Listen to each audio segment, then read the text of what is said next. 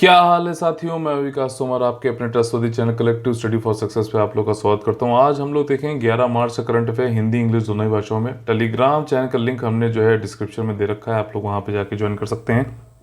हमारे paid group चालू हो चुके हैं, कल से ही चालू हुआ है, तो आज आप लोग या जितनी जल्दी हो सके उसको ज्वाइन कर लीजिए। मिशन प्रयागराज यानी यूपी पीसीएस 2022 के लिए वन स्टॉप डेस्टिनेशन है। वहाँ पे current affair, test series, study plan, doubt discussion, सब कुछ आपको वहाँ पे मिलता है, बिल्कुल ऑर्गेनाइज्ड तरीके से। क्वालिटी जो है मटेरियल मिलता है वहाँ पे। क्वांटिटी पे फोकस नहीं करते हैं हम लोग, ठीक, और गाइडेंस पे फोकस करते हैं। यहाँ पर आपके ऊपर जो है मटेरियल की बौछार करने पे फोकस नहीं करते हैं, ठीक।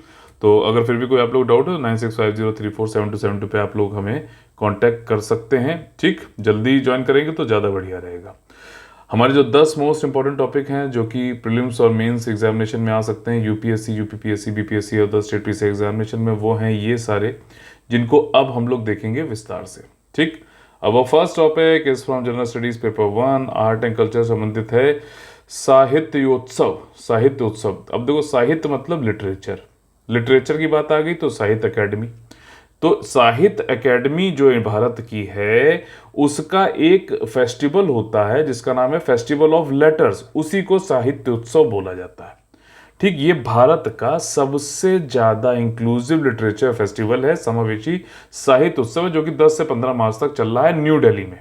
लोकेशन पढ़ ली, किससे संबंधित है, क्या चीजें हैं, ये सारी चीजें आपका बता दी गई इसमें। फेस्टिवल ऑफ लेटर्स 2022 जो है ये इसमें जो 75वां एनिवर्सरी है हमारे भारत की स्वतंत्रता की, उसको सेलिब्रेट किया जाएगा। इसमें एकेडमी यानी साहित्य अकेडमी की जो अचीवमेंट हैं, जो उनकी उपलब्धियां हैं, उनके महत्वपूर्ण कार्यक्रम हैं, उनको दिखलाया जाएगा। और साथ ही साथ इसमें साहित्य अकेडमी अवार्ड भी प्रेजेंट किए जाएंगे। आज यानी 11 मार्च को 24 अवार्ड विनर को दिया जाएगा। साहित्य अकेडमी के बारे में जान लेते हैं। यहाँ पर ये एक भारत की नेशनल एकेडमी ऑफ लेटर्स है। ये एक ऐसा संगठन है जो भारत में साहित्य को संवर्धन, साहित्य को बढ़ावा देने के लिए काम करती है भारत की लैंग्वेजेस में, ठीक। और इसको 12 मार्च, ठीक है ना, यानी कि कल 1954 को जो है फाउंड किया गया था, स्थापित किया गया था। और ये हालांकि एक स्वतंत्र जो है मतलब एक निकाय है, स्वतंत्र बॉडी है, लेकिन मिनिस्ट्री ऑफ कल्चर के द्वारा जो है समर्थित है, सपोर्टेड है। इसको लोकेट किया गया रविंद्र भवन दिल्ली में, ठीक। और शुरुआत में इनिशियली जो है ये एक एग्जीक्यूटिव ऑर्डर से बनी थी, मतलब सरकार ने, कार्यकारी कारिणी ने जो है एक ऑर्डर दिया, उसके जरिए बनाई गई थी साहित्य अकेडमी। लेकिन बाद में इसको 1860 के इंडियन सोसाइटीज रजिस्ट्रेशन एक्ट के अंतर्गत पंजीकरण करा दिया गया एज ए सोसाइटी, ठीक। तो अभी एक सोसाइटी के तरीके से कार्य करती है, मिनिस्ट्री ऑफ कल्चर के द्वारा सपोर्टेड है। सारी चीज समझ में आई, क्या क्या है, एक एक चीज, ठीक। चलिए आगे बढ़ते हैं। अब next topic is from general studies paper 3, economy संबंधित है। माइंस एंड मिनरल यानी कि खान और खनिज, डेवलपमेंट एंड रेगुलेशन एक्ट 1957।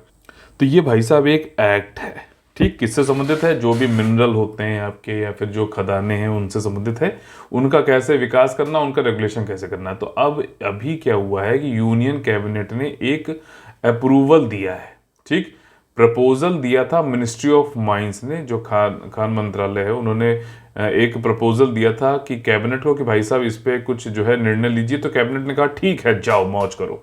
तो उन्होंने ये बताया है कि आप जो है ग्लूकोनाइट, ये सब खनिज हैं, ग्लूकोनाइट, पोटाश, फर्टिलाइजर में यूज होता है, emerald, platinum groups of metal, ये आभूषण उन सब में यूज होता है, अंडालुसाइट, सिलिमनाइट, मोलिब्डियम, ये आपका जो है हाई एंड इलेक्ट्रिसिटी अप्लायंस है, इसमें यूज होता है।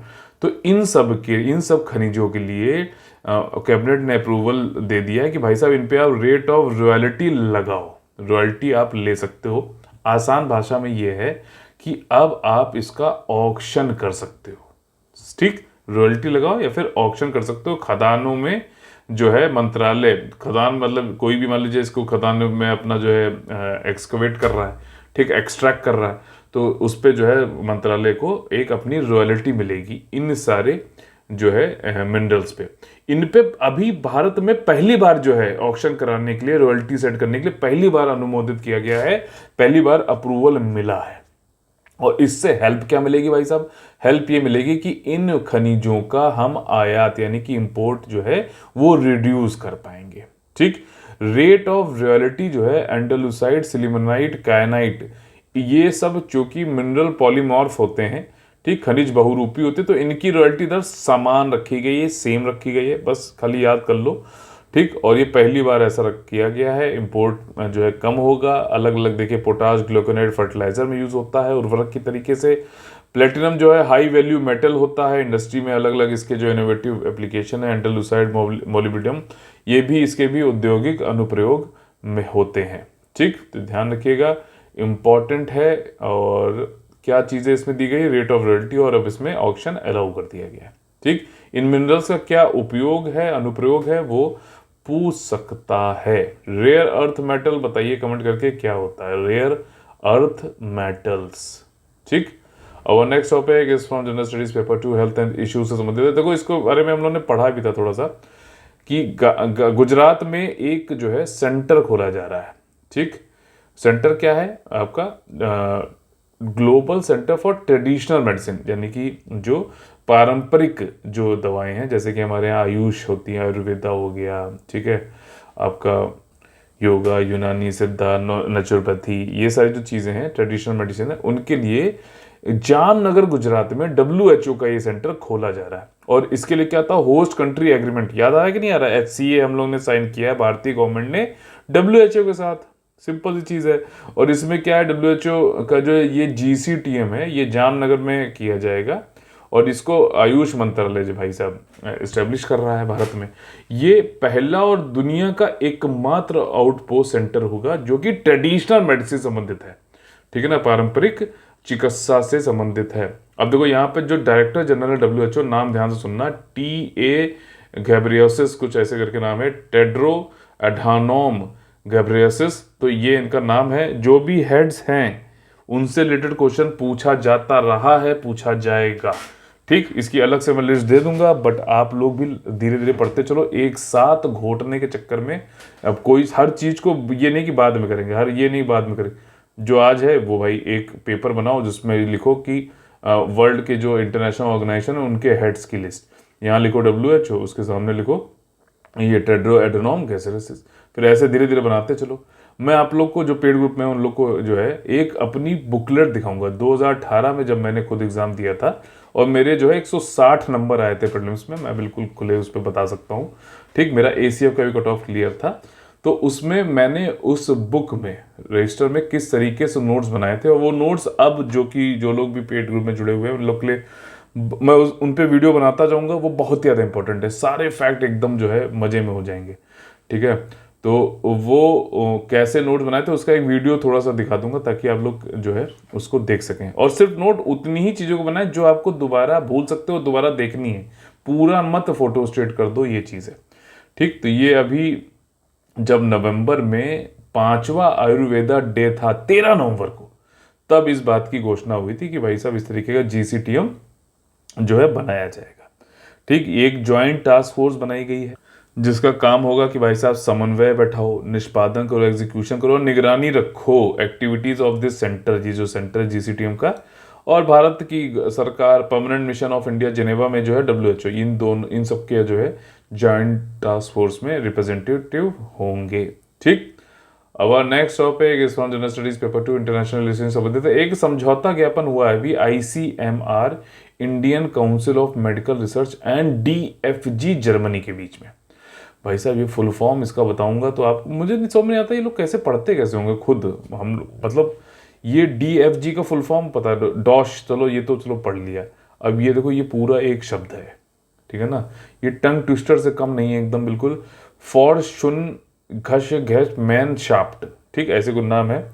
तो ये चीज़ें हैं। तो इसमें से समझौता ज्ञापन हुआ है ICMR और DFG जर्मनी के बीच में कि भाई साहब हम जो एक भारत के ट्रांजैक्शन ऑफ बिजनेस रूल्स हैं 1961 वाले, उसके शेड्यूल 2 में rule number 7D sub clause I में कुछ संशोधन करने वाले हैं, या फिर उससे संबंधित समझौता ज्ञापन MOU साइन हुआ है। अब आप ये सोच रहे हैं कि भैया MOU होगा किससे संबंधित, तो भाई साहब मेडिकल आ रहा है ना बार बार, तो ये मेडिकल के क्षेत्र में ही सहयोग, medical science, medical health research, toxicology, आपका जो है जो होता है विष विज्ञान, और जो है ऐसी नेग्लेक्टेड ट्रॉपिकल डिजीजेस, दुर्लभ डिजीजेस, इन सब के ऊपर रिसर्च मेडिकल से संबंधित होने वाला है। साइंटिफिक रिसर्च, टेक्नोलॉजिकल डेवलपमेंट होगा, वहीं सारी चीज़ें जॉइंट फंडिंग कराई जाएगी, साइंटिफिक पॉइंट ऑफ व्यू से सारी चीज़ें कराई जाएंगी। जर्मनी और इंडिया की तरफ से आईसीएमआर इसमें अभी एमओयू साइन हुआ है। ठीक, ये लगे हाथ हम लोग चलिए जर्मनी की जो है मैपिंग कर लेते हैं। ये मैं आप लोग को करा रहा हूँ, मैं चाहता हूँ आप लोग मैप बुक प्लीज़ ले लो मेरे भैया। जो लोग पेड ग्रुप में जुड़ गए भाई साहब उनको तो लेनी पड़ेंगी। क्या है, इंडिया के लिए ऑक्सफोर्ड और वर्ल्ड के लिए ओरिएंट ब्लैक स्वान कर लो, रोज शाम को रात में 10 मिनट कर लिया करो। ठीक है, तो जैसे जर्मनी है, जर्मनी का आप देखो तो ये नॉर्थ सी से टच करता है, बाल्टिक सी से भी टच करता है, डेनमार्क से भी टच कर रहा है। ठीक है, तो ये लैंडलॉक कंट्री नहीं है, पहली बात। पोलैंड से टच कर रहा है, चेक रिपब्लिक, ऑस्ट्रिया, स्विट्जरलैंड, लग्जमबर्ग, ठीक, बेल्जियम, फ्रांस, नेदरलैंड्स, तो इन सबसे टच करता है। बर्लिन इसकी जो है कैपिटल है। ठीक, एक आप लोगों ने सुना होगा रशिया से जो है पाइपलाइन जा रही थी नॉर्ड करके, ठीक है ना, तो वो जो है जर्मनी तक ही जा रही थी, लेकिन फिर जर्मनी ने भी इसका जो है विरोध किया है यूक्रेन के ऊपर जो हमला बोला रशिया ने एक तरफा। और next topic is from general studies paper 3, science and technology संबंधित है, international centre for excellence in research. अब जैसे ऊपर हम लोग ने अभी समझौता ज्ञापन देखा था, वो था किसके साथ, जर्मनी के साथ में, वैसे ही यूनियन कैबिनेट को ये बताया गया कि भैया सितंबर के महीने में 2021 में एक समझौता ज्ञापन हुआ था Indian council of medical research ICMR, Indian institute of allergy and infectious disease, ये यूएस की एक जो है इंस्टीट्यूट है एलर्जी और इन्फेक्शियस डिजीज के, इन दोनों के बीच में आईसीएमआर के बीच में समझौता ज्ञापन हुआ, जिसके बारे में अभी बताया गया है, अवगत कराया गया यूनियन कैबिनेट को। और इसके अकॉर्डिंग भाई साहब वही सेम चीज़ है, दूसरी अनुसूची जो है government of India transaction of business rules 1961 के 7th sub clause D sub clause first के अंतर्गत जो है ये एमओयू साइन हुआ है। ऑब्जेक्टिव क्या है भाई साहब, ऑब्जेक्टिव ये है कि एक जो आईसीईआर बनाया गया है, ठीक है ना, आईसीईआर जो बनाया गया है Indian centre for excellence in research Chennai में, ठीक, उसको जो है उसके साथ में कोऑपरेशन करेगा आपका ये national institute of research on tuberculosis यानी 6, जो कि आईसीएमआर का है। समझ में आई बात। तो जो ये चेन्नई में आईसीईआर बनाया गया है, इसमें जो है at the national institute for research on tuberculosis, इनके बीच में कोऑपरेशन होगा, और साथ ही साथ जो यूएसए की ये संस्था है NIAID, ये इसमें सहयोग करेगी, साझेदार के तरीके से होगा। ठीक, तो मेनली यहाँ पर जो है 6 रोग जो है आपका ट्यूबरकुलोसिस, उस पर रिसर्च कुछ होने वाली है चेन्नई के जो है NIRT में, और इसमें हेल्प कर रहा है यूएसए का NIAID। ठीक, इंडिया यूएस का ज्वाइंट स्टेटमेंट 2003 में आया था इस ICER centre for excellence in research, अनुसंधान में जो उत्कृष्टता के लिए है, ये चेन्नई बनाया गया था, तो उसी को जो है रिन्यू किया गया है। अभी 2017 में पहले हुआ, 2008 में आया, फिर 2017 में रिन्यू हुआ, और अब फिर से रिन्यू कर दिया गया है। ठीक, रिसर्च इन ट्यूबरकुलोसिस के लिए किया जा रहा है, इंडिया और यूएसए के बीच में था। ये क्वेश्चन बन सकता है, पहले वाला जो था वो किससे संबंधित था, जर्मनी से। और next topic, important topic is from general studies paper 3, economy से संबंधित है। इकोनॉमी देखो कई लोग को परेशान करती है, लेकिन मैं आपको बता दूं यूपीपीसी यूपीएससी के लिए भी जो हमारे ये कॉम्पिटिटिव एग्जामिनेशन है, इनके लिए इकोनॉमी इतनी आपको चाहिए जिससे इतनी मतलब ज़्यादातर करंट अफेयर से आता है, वो सब यहाँ पे करंट अफेयर के थ्रू आपके हो जाएगा। अब देखो जो टॉपिक है वो है राष्ट्रीय भूमि मुद्रीकरण निगम। ठीक, क्या है, नेशनल लेवल का एक लैंड मोनेटाइजेशन कॉरपोरेशन है, तो निगम है, कंपनी है। ठीक, तो पहले इसके फैक्ट समझ लेते हैं, फिर इसका जो है क्या चीज़ है ये समझते हैं। तो अभी यूनियन कैबिनेट ने अप्रूव कर दिया है कि भाई साहब ठीक है, मंजूरी दे दी है, जाओ ये एक कॉरपोरेशन निगम बनाओ जो कि पूरी तरीके से गवर्नमेंट ऑफ इंडिया का जो है इसके ऊपर स्वामित्व होगा, और इसकी अथॉराइज शेयर कैपिटल तो भाई साहब 5,000 करोड़ रुपए है, लेकिन अभी पेड शेयर कैपिटल, चलो इसमें इतना नहीं जाते हैं।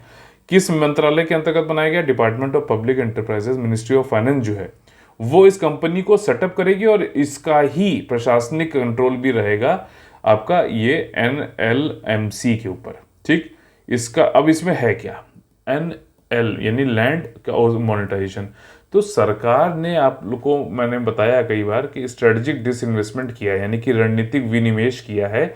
कई सारी जो सरकार की पीएसयूज हैं, पब्लिक सेक्टर अंडरटेकिंग्स हैं, उसमें ये होता है कि सरकार, स्ट्रेटेजिक विनिवेश में ये होता है कि सरकार का, गवर्नमेंट का जो स्टेक होल्डर है, शेयर है, वो 50% से कम हो जाता है, तो वो मेजॉरिटी शेयर होल्डर के तरीके से नहीं रहता है। तो ऐसे जो पीएसयूज होंगी भाई साहब, उनके पास बहुत ज़मीनें हैं, और जब उसमें हम स्ट्रेटेजिक डिसइन्वेस्टमेंट कर ही रहे हैं, एक तरीके से उसमें जो है प्राइवेटाइजेशन कर ही रहे हैं, तो वो ज़मीनें हम क्यों जाने दें भाई साहब। उन ज़मीनों में को जो है, या जो भी प्रॉपर्टीज़ हैं, उनका हम मुद्रीकरण कर लें, मोनेटाइजेशन कर लें। उसके लिए ये निगम बनाया जा रहा है। और ऐसी बहुत बड़ी संपत्तियां हैं, बहुत ज़्यादा संपत्तियां हैं पूरे भारतवर्ष में, जिससे कि भारतीय सरकार को अच्छा खासा राजस्व, रेवेन्यू मिल सकता है। ठीक, यहाँ पर जो भी बिल्डिंग, जो भी भूमि है, सरप्लस, अधिशेष हैं, उनको जो है यहाँ पर निकाला जाएगा, मोनेटाइजेशन किया जाएगा। और ये बजट 2021-22 में ये अनाउंसमेंट किया गया था। और इसमें जो नॉन कोर एसेट है, ठीक, मतलब पब्लिक सेक्टर अंडरटेकिंग, अगर आप उसमें विनिवेश कर रहे हो, प्राइवेटाइजेशन कर रहे हो, तो उसका जो मेन मशीनरी वो तो ना मोनेटाइजेशन कर लोगे, तो क्योंकि आपका तो अब विनिवेश कर दिया, आपका तो है मेजॉरिटी शेयर होल्डर, आप रहे नहीं। हाँ, जो भूमि किनारे पड़ी हुई है उसको जो है आप मोनेटाइज कर लो, बिल्डिंग जो है उसको मोनेटाइज कर लो, ये चीज़ें हैं। ठीक, समझ में आ गया। तो ये पूरा गवर्नमेंट प्रॉपर्टी फॉर सेल, देखो ऐसे जो है, पिक्चर स्पीक्स 1000 वर्ड, पिक्चर काफ़ी अच्छा समझ में आ जाता है, ये तो है। अगला जो टॉपिक है general studies paper 1, art and culture, sports से संबंधित है और क्रिकेट से संबंधित है। देखो, जो ऑस्ट्रेलिया में मेलबर्न क्रिकेट ग्राउंड का नाम आप लोगों ने सुना होगा, मेलबर्न क्रिकेट, वहाँ का एक क्लब है, एमसीसी इसको बोलते हैं। इसने अपने नए कोड ऑफ लॉ जो है निकाले हैं।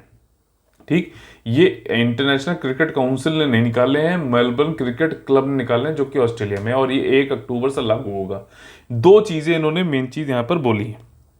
क्या बोला है कि भाई साहब, एक तो जो लार लगाते हैं गेंद पे कि भाई ज़्यादा स्विंग हो जाएगी, वो अब पूरी तरीके से मना कर दिया, चाहे कोविड की सिचुएशन हो या ना हो। ऐसा इन्होंने ये कहा है कि भाई साहब, लार लगाने से एक तो भाई साहब कोई भी ज़्यादा स्विंग होगी कि नहीं होगी, उस पर कोई इम्पैक्ट कोई पड़ता नहीं, बल्कि उल्टा जो है गंदा संदा बहुत कर देता है। उससे बढ़िया जो है स्वेट का जो आप लोग यूज़ करते हो, पसीने का, वो करते रहो, वो भी इक्वली इफेक्टिव है। पहली तो ये बात हो गई।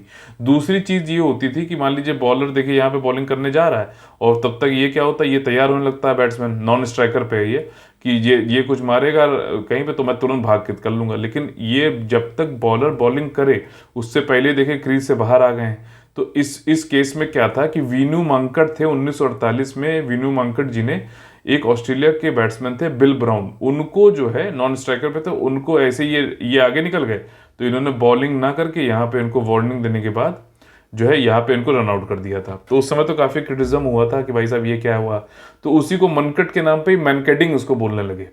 ठीक, सुनील गावस्कर हालांकि इसको ब्राउनिंग बोलते हैं, ब्राउंड बोलते हैं कि भाई साहब इस तरीके से रन आउट करना।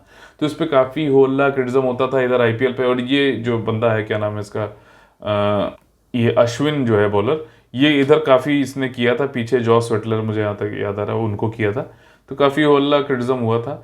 तो अब जो मेलबर्न क्रिकेट क्लब ने जो रूल निकाला, उसमें कहा है कि भैया एक्सेप्टेड है मैनकेटिंग, होगा, ये कोई दिक्कत नहीं है इसमें। जो पहले अनफेयर प्ले में ये मैनकेटिंग आता था, ठीक, 41 में, अब उसको हटा के उन्होंने कह दिया कि अब ये जो ऐसे लीगल रनआउट होता है उसकी तरह माना जाएगा। तो अच्छी बात है।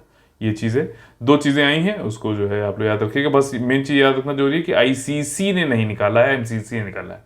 अगला जो हमारा टॉपिक है इकोनॉमी संबंधी, इस पे मैंने एक जो है शॉर्ट भी आप लोग को बना के दिखाया था, बताया था। आरबीआई ने जो बटन वाले फ़ोन होते हैं, ठीक, इस तरीके के जो फ़ोन होते हैं, इनमें भी यूनिफाइड पेमेंट इंटरफेस चल सके, यूपीआई चल सके, उसको जो है निकाला है। इसका नाम है यूपीआई 123 पे, ठीक है ना। भीम का देखो साइन बना हुआ, भीम के थ्रू यूज होगा। ये बटन वाले फीचर फोन्स पे भी चल सकेगा, और ये बहुत ही जरूरी कदम था मेरे भाई। अगर वित्तीय समावेशी की बात होती तो उसमें बहुत बड़ा कदम है। क्यों? क्योंकि फीचर फोन वाले अभी भी भारत में 40 करोड़ से ज्यादा की जनता है, जो ऐसे उपभोक्ता हैं जो कि फीचर फोन मोबाइल यूज करते हैं अभी भी। अभी देखो, ज्यादातर आप देखो तो लोग कहते हैं भैया एंड्रॉयड फोन दिला दो। एंड्रॉयड समझ रहे हो? एंड्रॉयड को एंड्रॉयड बोलते हैं, एंड्रॉयड। तो एंड्रॉयड फोन इसलिए मांगते हैं क्योंकि ये सब चीज़ नहीं हो पाती हैं, वीडियो नहीं चल पाता, यूट्यूब पे हमारा वीडियो नहीं देख पाते हैं, इसलिए वो लोग मांगते हैं। ठीक, तो वो क्या है कि अब ये फीचर फोन्स में भी यूपीआई का इंटरफेस चल सकेगा, बढ़िया है। आरबीआई का भी ट्रांजेक्शन बढ़ रहा है, ज़्यादा डिजिटलाइजेशन हो रहा है, वित्तीय समावेशन हो रहा है, अच्छी बात है। अच्छा, ये जो नया सिस्टम है इसमें 4 तरीके से भाई साहब फीचर फोन, बटन वाले फोन का उपयोग करते हुए यूपीआई का उपयोग कर पाएंगे, यूपीआई का यूज कर पाएंगे। वो क्या 4 तरीके हैं? पहला है इंटरेक्टिव वॉइस रिस्पॉन्स। ठीक, इंटरेक्टिव वॉइस रिस्पॉन्स समझ में आ रहा है? जैसे आपने कॉल किया, उसमें बोलता ना, अगर इंग्लिश में बात करना चाहते हैं तो 1 दबाएं, हिंदी में जानकारी के लिए 2 दबाएं। मतलब समझ में आ गई होगी ना बात एकदम आसान भाषा में। तो वो चीज़ें 1 दबाएं, 2 दबाएं, फिर उसके बाद यूपीआई पिन का अपना यूज़ करें और ट्रांजेक्शन कंप्लीट हो जाएगा। तो ये तो हो गया इंटरेक्टिव वॉइस रिस्पॉन्स वाला सिस्टम।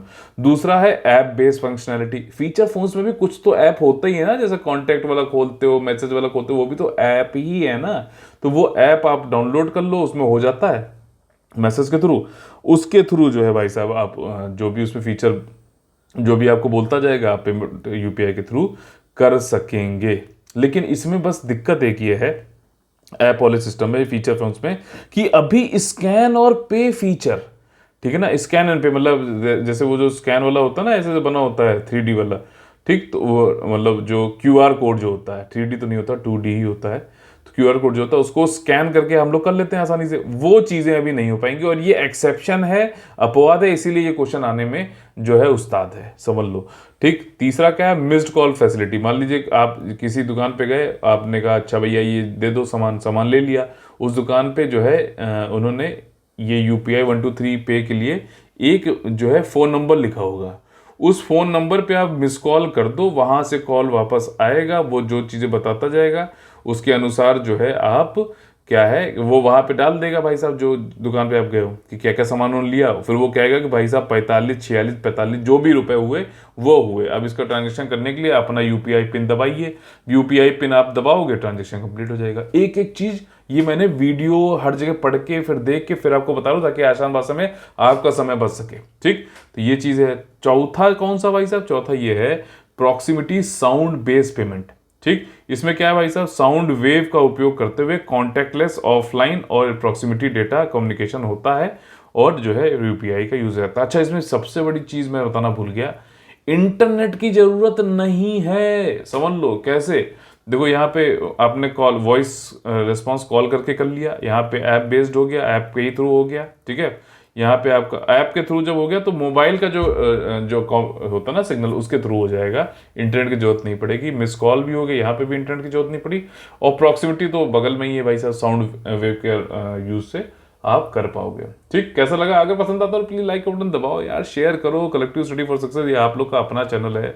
इतने बड़े बड़े लोगों का जो है जाके उनके पीछे पड़े रहते हो, जो आपको पूछते तक नहीं है। हमारे लिए भी कुछ करो, जो आपको रोज पूछते हैं। मोटिवेशन हमारा भी बढ़ाइए। ठीक, अगला टॉपिक है वो है जनरल स्टडीज पेपर 2 एजुकेशन संबंधित नीट यूजी। ठीक है ना, ये एक एग्जामिनेशन होता है मेडिकल फील्ड में, आप लोग पता होगा 12वीं कक्षा के बाद में जो लोग जो है मेडिकल फील्ड में जाके एग्जाम देना चाहते हैं, डॉक्टर बनना चाहते हैं, एमबीबीएस करना चाहते हैं, उनके लिए एग्जाम होता है national eligibility cum entrance test.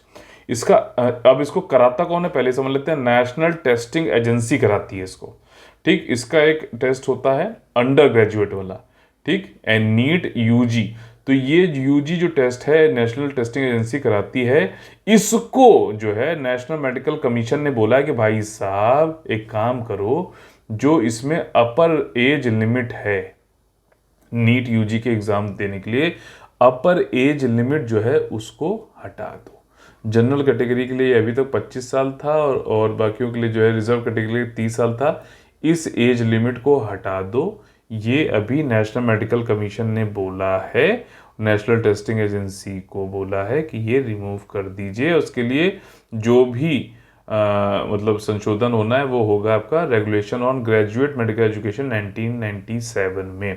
ठीक, और ये डिसीजन जो है अभी बोला गया है सर्कुलर निकाल के, लेकिन ये अक्टूबर 24, 2021 में चौथी एनएमसी की मीटिंग में ऑलरेडी डिसीजन इस पे जो है बात हो गई थी। ठीक, सर्कुलर अभी जो है परिपत्र निकाल के ये चीज बताई गई है। ठीक, next topic most important topic of the day मैं इसको कह सकता हूं, इकोनॉमी से संबंधित है। रूपी, ठीक है ना, को डॉलर से चेंज किया आरबीआई ने। देखो भारत में इस समय क्या है कि मुद्रास्फीति यानी कि महंगाई जो है वो है हाई। ठीक, महंगाई हाई है इस समय। और साथ ही साथ जो है हमारा जो रुपी का प्रति डॉलर, मतलब $1 पे रुपी जो है अब $77 का हो गया। $1 फेंको और $77 ले जाओ। ठीक है, तो भाई अब ये आपको मेरे ख्याल से पता होगा कि ये एप्रिसिएशन डेप्रिसिएशन हो गया। अब $1 पे $77 मिल रहे हैं, तो इसमें रुपी की में गिरावट आई है एक तरीके से। ठीक है ना, पहले $1 पे मान लीजिए आप $50 आपको देने पड़ते थे, अब अगर 77 देने पड़े तो डॉलर मजबूत हुआ, रुपी कमजोर हुआ। और जब ये रुपी कमजोर होने लगता है, तो जैसे हम लोग मान लो कोई चीज इंपोर्ट करते हैं, ठीक, इंपोर्ट करते हैं कोई चीज, क्या क्रूड ऑयल इंपोर्ट करते हैं सबसे ज्यादा। क्रूड ऑयल जब इंपोर्ट करोगे तो आपको $1, मान लीजिए उन्होंने पेमेंट जो है आपसे कहा कि भैया $1 दे दो, $1 आपका जो बनेगा। ठीक, तो आप ये खुद बताओ कि आपको $1 के बदले $50 देने में ज्यादा अच्छा लगेगा कि $77 देने में ज्यादा अच्छा लगेगा? You tell me yourself. ठीक है ना, तो ये क्या है कि डॉलर मजबूत हो जाता है जब जो है रुपी का जो है ये ज़्यादा देना पड़ रहा है हमें, $77। ठीक है ना, तो मतलब $1 देके इसको जो है ज़्यादा रुपए मिल रहे हैं, ये चीज़ें। और यहाँ पर हम क्या करते हैं, आरबीआई क्या करता है कि डॉलर एक्चुअली कम हो गया है, उसकी सप्लाई जो है कम हो गई है, लेकिन डिमांड बढ़ गई है भाई साहब। तो इस केस में आरबीआई वक्त पे वक्त और आगे भी करता भी रहेगा कि वो डॉलर को, अभी जो उसने किया है $5 बिलियन को भारतीय जो है इकोनॉमी में अभी उसने डाला। ठीक, बैंकों को डाला कि भाई साहब ताकि डॉलर की सप्लाई बढ़े। तो जो ये $77 था, अब ये थोड़ा सा घट के कम हो जाएगा। क्यों? और रुपी खींच लिया, तो रुपी जब खींच लिया तो इसकी सप्लाई हुई कम और डॉलर की सप्लाई हुई ज़्यादा। तो जो है अब डिमांड जो है इसके अनुरूप जो है कम हो जाएगा और जो है ये रुपी हमारा मजबूत हो जाएगा। एक तो ये चीज़ हो गई। दूसरी, रुपी जो था वो आरबीआई ने सक कर लिया पूरे इकोनॉमी से, तो जो इन्फ्लेशन हमारे यहाँ महंगाई है वो भी कंट्रोल करने में आसानी होगी। क्यों भाई साहब, जब जेब में, अच्छा एक चीज़ बताओ, तुम्हारे पास $10 हैं, ठीक है, ध्यान से समझना बिल्कुल, एग्जाम्पल सरल एग्जाम्पल, तुम्हारे पास $10 हैं, तुम तब ज़्यादा खर्चा करने को सोचोगे कि तुम्हारे पास $100 हैं तब ज़्यादा खर्चा करने को सोचोगे? तो अगर तुम्हारे पास $100 हैं, तुम जा रहे थे पता चला जो है मोमोज खाने, और तब तक जो है तुम्हारे पापा ने कहा एक काम करो बेटा इधर आओ $90 दे दो हमको, तो तुम मोमोज खा पाओगे? नहीं खा पाओगे। तो क्या है कि मोमोज की जो डिमांड बढ़ रही थी, जिसके की वजह से मोमोज जो थे वो $10 से $20 से $20 $60 तक के पहुंच गए थे। अब उनकी कीमतों में भी जो है जो बढ़ोतरी, जो महंगाई बढ़ रही थी वो भी कम हो जाएगी। सरल एग्जाम्पल से समझना आसान, एग्जाम्पल समझना आसान होता है, इसलिए मैंने ये बताया है। ठीक, इसी तरीके से भी ओवरऑल भी काम होता है। तो इन्फ्लेशन को कंट्रोल करने के लिए रुपी की जो है सप्लाई है वो भी कम, मनी की सप्लाई को कम किया गया, वो भी इसके साथ ही साथ हो गया। तो महंगाई पे भी जो है इन्होंने कम किया, और ये जो डॉलर को स्वैप करके रुपी से, इन्होंने रुपी को भी मजबूत किया डॉलर के टर्म्स में। ठीक, और ये सब काम भाई साहब जो भी फॉरेन करेंसी का होता है कौन करता है? ये करता है आरबीआई। आरबीआई ने अभी $5 बिलियन के आसपास जो है डॉलर मार्केट में डाले, पूरी इकोनॉमी में डाले, रुपी को वापस खींचा और बैंकों ने खरीदा है। और उनसे ये भी कहा है कि भाई साहब कि ऐसा नहीं कि डॉलर दे दिए तो आरबीआई लेगा नहीं, जब बाद में इकोनॉमी थोड़ी सुधर जाएगी, इन्फ्लेशन थोड़ा सुधर जाएगा, डॉलर जो है अपने आप, रुपी जो है डॉलर के थ्रू मजबूत हो जाएगा, तब ये $5 बिलियन जो है वो बैंकों से वापस आरबीआई खरीदेगा। समझ में आएगी बात? तो ये चीज़ें, इसी को स्वैप बोलते हैं, एक्सचेंज करना। ठीक, ये थोड़ा सा मतलब इकोनॉमिक में मुझे मालूम है कई लोगों को दिक्कत होती है, क्योंकि आप लोग थ्योरी पढ़ते हो, उसको अप्लाई नहीं करते हो। अप्लाई करना सीख जाओ ना, सब कुछ आपके इर्द गिर्द ही है, जहाँ भी बैठे हो वहीं से सब कुछ हो सकता है। बस आपको जो है समझने की जरूरत है। जैसे मैं बताता जा रहा हूँ, वो खुद भी उन चीज़ों को इम्बाइब करो और यूज़ करना चालू करो। ठीक, रुपये भी अंडर प्रेशर है, इन्फ्लेशन बढ़ रहा है, तो इसलिए जो है रुपये को खींच के मनी सप्लाई को कम करके इन्फ्लेशन को कम करने की जो है कवायद की गई है। ठीक, आप लोग फिर से बताना चाहता हूँ कि हमारे पेड ग्रुप चालू हैं। 10 मार्च से पहला जो है कंप्लीट पेड ग्रुप, हमारा जो मिशन प्रयागराज है यूपीपीएससी का, वो चालू हो चुका है। और इसमें study plan, test series, personal guidance, counselling, live doubt discussion, current affair के मंथली टेस्ट, वीकली टेस्ट, ये सारी चीज़ें, जनरल स्टडीज़ के बैकग्राउंड प्रिपरेशन के लिए कोई मान लीजिए इंपॉर्टेंट चीज़ है, ऑडियो लेक्चर, ये सारी चीज़ें आपको इसके थ्रू मिल सकती हैं। अगर आपको मान लो कहीं आप बाहर पढ़ते हो या फिर आपको वहाँ पे डाउट डिस्कशन तो होता ही नहीं भाई साहब, पता है ये चीज़, आप वहाँ यहाँ नहीं पूरा ज्वाइन कर सकते हो, तो आप ये लोग ये काउंसलिंग गाइडेंस और कॉलिंग सपोर्ट वाला और डाउट डिस्कशन वाला ये आप ज्वाइन कर सकते हैं। मेंस आंसर राइटिंग करनी है कोई बात नहीं, उसके भी अलग अलग मॉड्यूल, लेकिन ये वाला आपने ज्वाइन कर लिया तो सब कुछ आपको एक जगह मिल जाएगा, कहीं पे भी आपको और देखने की जरूरत नहीं पड़ेगी। तो कैसा लगा आज का सेशन आप लोग को? अगर पसंद आता तो प्लीज़ लाइक का बटन दबाइए, ज़्यादा से ज़्यादा लोगों को जो है जोड़िए, शेयर सब्सक्राइब करा के यार, spread the word, it will help me to get motivated, ठीक है ना, और अच्छे से अच्छा आप लोग के लिए कंटेंट लाता रहूँगा, ठीक है। तो चलिए कल फिर से मिलते हैं सुबह 6 बजे, तब तक के लिए आप लोग से लेते हैं अलविदा। जय जय Bharat, all the very best है, वंदे वंदे मातरम। ये वाला चैनल जो मतलब ज्वाइन कर लेना, डिस्क्रिप्शन दे रखा है, और कोई डाउट है 9650347272 पर बात कर लेंगे। जय जय Bharat, all the very best है।